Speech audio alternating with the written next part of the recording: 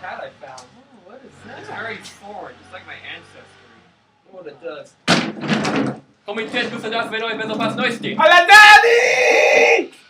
Hi, welcome to Con Crash, presented to you by Chazzy Productions. My name is Miss Twai, and today I have two of my curious students here and my new foreign exchange student. Please introduce yourselves, gentlemen. Hey, you already know. 1K dot Obama 11. I'm Joel. I'm Don. So, young lads, are there any preliminary questions before we get started with this chapter? Joel. How has the Bill of Rights been applied to the states?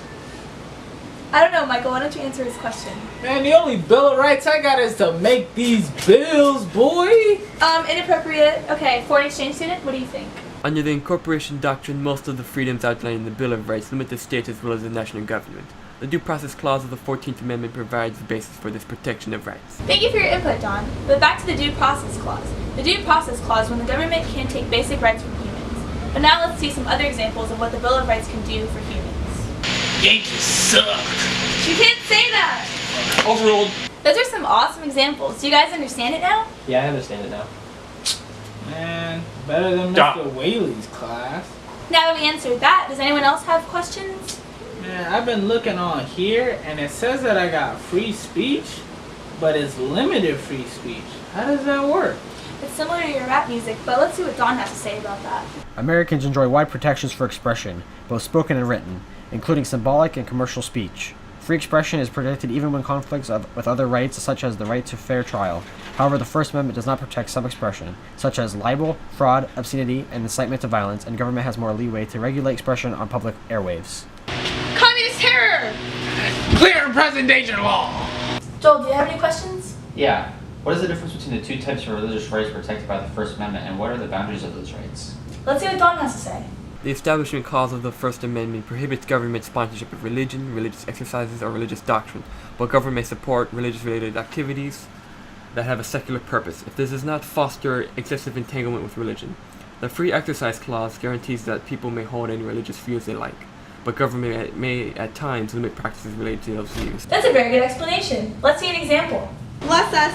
Amen. Unconstitutional. Oh, okay, I get it now. But I have another question. Can you explain the rights to assemble and associate protected by the First Amendment and their limitations? Let's see what Don has to say. The First Amendment protects the rights of Americans to assemble to make a statement, although time, place, and manner restrictions on parades, picketing, and protests are permissible. Citizens have the right to associate with others who share a common interest. Thanks for your input. Okay, that makes sense, but... How does the Constitution protect my right to bear arms? That's a good question, Joel. What do you think? Most people have a right to possess firearms and use them for traditionally lawful purposes. However, government may limit this right to certain classes of people, certain areas, and certain weapons, and may require qualifications for purchasing firearms. Da. Demonstration, please.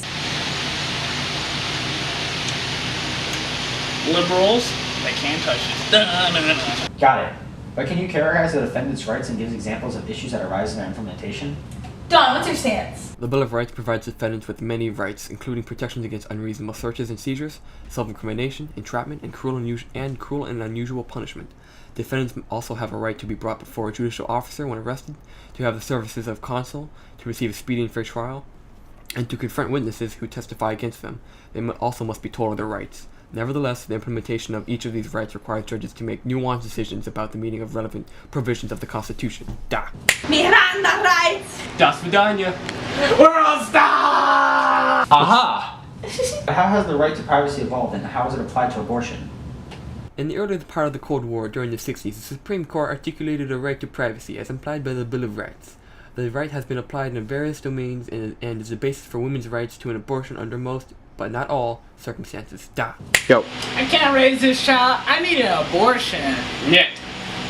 Overruled. Okay, but how do civil liberties affect democratic governments, and how they both limit and expand the scope of the government? The rights of speech, press, and assembly are essential to democracy. So is majority rule. When any of the Bill of Rights, including defendants' rights, conflict with majority rule, rights prevail. There is a paradox about civil rights and the scope of government. Civil liberties, by definition, limit the scope of government actions, yet substantial government efforts may be necessary to protect the exercise of rights. Sneaky breaky. Chapter 4 was lit, but Chapter 5 is going to be turned, just like our thesis. Civil rights and public policy have had a changing nature that has positively affected and protected the rights of minorities. Any questions? Ooh! Okay. Okay, so can you explain the difference between Supreme Court's 3 standards of review for classifying people under the Equal Protection Clause? Americans have emphasized equal rights and opportunities rather than equal results. In the Constitution, only the 14th Amendment mentions equality. To determine whether classifications and laws and regulations are in keeping with the amendment's Equal Protection Clause, the Supreme Court developed 3 standards of review. Most classifications need only be reasonable.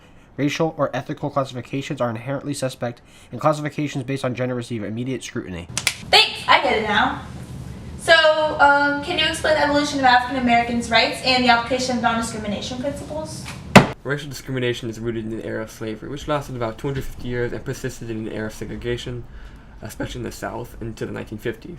The Civil Rights Movement achieved victories through civil disobedience and through the court rulings, beginning with Brown v. the Board of Education, voting discrimination in education, transportation, and other areas of life. In the 1960s, Congress prohibited discrimination in public accommodations, employment, housing, and voting through the legislation such as the 1964 Civil Rights Act and the 1965 Voting Rights Act. Through the struggle for civil rights, African Americans blazed the constitutional trail for securing equal rights for all Americans. Dwight. What's your experience with segregation growing up in the 60s? Well, my first experience was going to the Strand Theater, and I was 11 years old. And anyway, we went in there, and then all of a sudden we got thirsty, me and a few friends, and we went to get some water, and there was 2 lines. There was one on the right side that said whites only, and then there was one on the left side and it said colored only. And I was like, what's this all about? Then I went home, and then I talked to my mother, and she explained it, that was just a bad thing that was going on, and then sooner or later all that would be changed and everything, And that was about it for that. That was my first experience with what's going on, I had no idea of something like that going on, because I'd never been. That was the first time at the Strand Theater when I was 11 years old. It was just... All right, thank you, sir. Thanks, I understand now. But is there any relation of civil rights principles to progress made by other ethnic groups in the U.S.? Hi. Native Americans, Hispanic Americans, Asian Americans, and Arab Americans and Muslims have suffered discriminatory treatment, yet each group has benefited from the application of court decisions and legislation of the Civil Rights era. These groups have also engaged in political action to defend their rights. Da! I did nothing wrong! Sora Tojo Konnichiwa. Comprendo!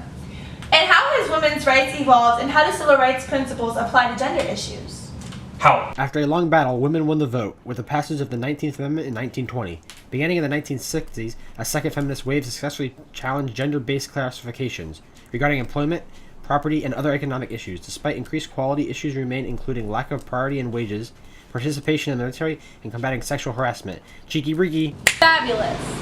But can you show how civil rights principles have been applied to seniors, people with disabilities, and the LGBTQ community? Seniors and people with disabilities have successfully fought bias in employment, and the latter have gained greater access to education and public facilities. Gays and lesbians have faced more obstacles to overcoming discrimination and have been more successful in areas such as employment and privacy and obtaining the right to marry. Hi! Coolio, but how has the evolution of affirmative action changed over time, and what are the arguments for and against it? C'est passé.